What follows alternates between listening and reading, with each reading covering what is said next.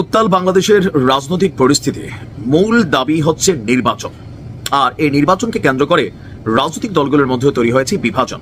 আর এই বিভাজন থেকেই গতকালকে প্রধান উপদেষ্টা তিনি প্রথম সারির যে তিনটি দল আছে এই মুহূর্তে মাঠে বিএনপি, জামাত ইসলাম, এনসিপি তিন দলের সাথেই বৈঠক করেছেন। আর এই বৈঠকগুলোর মধ্যে প্রত্যেকটা রাজনৈতিক দল তাদের নিজস্ব দাবি দাওয়া সরকারের কাছে উপস্থাপন করেছেন। আর এই দাবি দাওয়াগুলো উপস্থাপনের মধ্যে আমরা দেখেছি দুইটা জিনিস খুবই কনফ্লিক্ট ছিল। কোন দলই নিজেদের যেই দাবিগুলো গত কয়েকদিন যাবৎ রাজপথ পর্যন্ত গড়িয়েছে, বক্তব্যের মাধ্যমে মার্কেটকে উত্তপ্ত করেছে, এই দাবি দাওয়াগুলো থেকে কেউ কিন্তু সরে আসে নাই। এনসিপি যেমন আপনার চাইছে সরকার আওয়ামী লীগ আমলের যত নির্বাচন ছিল সব অবৈধ ঘোষণা করে দেখ, তাহলে আদালতে গিয়ে যে পরিস্থিতিগুলো তৈরি হচ্ছে, মানে ইশরাকের মেয়র পদ, এটাকে যে কোনো মূল্যে তারা ঠেকাতে চাইছে। বাট আমি জানি ডক্টর ইউনূস এই সিদ্ধান্ত নেবেন না। অপরদিকে বিএনপিও গতকালকে তাদের প্রোগ্রামের মধ্যে যে জিনিসগুলো দাবি করেছে খুবই গুরুত্বপূর্ণ ছিল, নির্বাচন ডিসেম্বরের মধ্যে।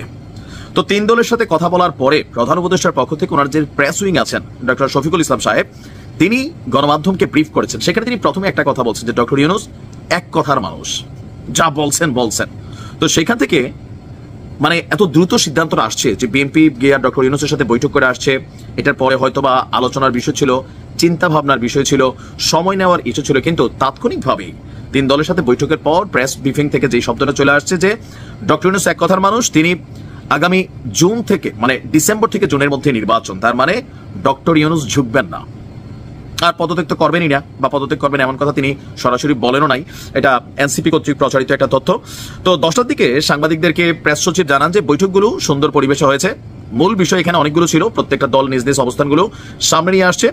তো শফিক সাহেব বলছেন বিএনপি ডিসেম্বরের মধ্যে নির্বাচন চেয়েছে, জামাত এবং এনসিপি আবার একজোট, তারা মনে করছে সংস্কার প্রক্রিয়া শেষ করতে ডিসেম্বর লেগে যাবে, তাই ডিসেম্বর থেকে জুনের মধ্যে অধ্যাপক ইউনূস যে টাইমলাইন দিছে সেটাও সঠিক।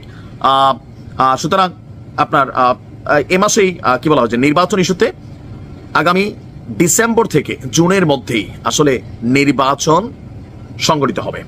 এখন এতে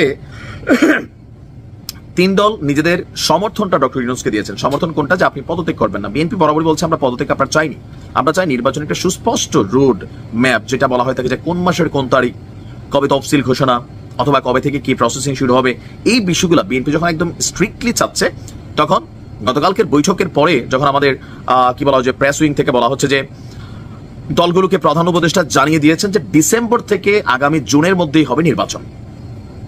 এখন বিএনপির যে প্রথম চাওয়া এটাও পূরণ হওয়ার নয়। তো বিএনপি কেন বরাবর আসলে ডিসেম্বর থেকে নির্বাচন চাচ্ছে, এর পিছনে কিন্তু প্রধান দুইটা জিনিস। এর মধ্যে সন্দেহ হচ্ছে, এক নাম্বার, এমনি তারা বলছে আস্থা আছে, কিন্তু আদৌ কি আস্থা আছে? বিএনপি মনে করছে রাজনৈতিক দল হিসাবে এনসিপি কে গোছানোর জন্য অনেক বড় একটা সময় দিচ্ছেন ডক্টর মোহাম্মদ ইউনূস এবং তার এই সরকার। পাশাপাশি যে কোনো সময় যে কোনো একটা দুর্ঘটনা ঘটারও শঙ্কা আছে। এবার এই দুর্ঘটনা হতে পারে সেনা শাসন, হইতে পারে আওয়ামী লীগের কামব্যাক করা, হইতে পারে অনেক কিছু। মানে এই লম্বা সময়টা ধরে আরো প্রায় বছর খানেক যে সময়টা, এখানে যে কোনো পরিস্থিতি ঘটতে পারে। তো এরকম নানান অ্যাক্টিভিটিস থেকে বিএনপির যে দাবি বা বিএনপির যে চাওয়া, মেজরিটি যদি হিসাব করে ডক্টর ইউনূসের সাথে তিনটা দল দেখা করছে 33% ভোট, তো 66% ভোট এনসিপি এবং জামাত দিয়েছে নির্বাচন ডিসেম্বর থেকে জুনে, তারা সহমত প্রকাশ করেছে যৌথভাবে। আর বিএনপি একা চাচ্ছে 33% ভোট নিয়ে, যে মানে আমরা পার্সেন্টেজ যদি তিনটা দল 100 করি, যে ডিসেম্বরের মধ্যে নির্বাচন। ডক্টর ইউনূস মেজরিটি হিসাব করলো এটা ডিসেম্বরের থেকে জুনের দিকে যাচ্ছে। আর শফিক সাহেব যেটা বলছিলেন, আপনারা হেডলাইনও দেখছেন যে ডক্টর ইউনূস এক কথার মানুষ।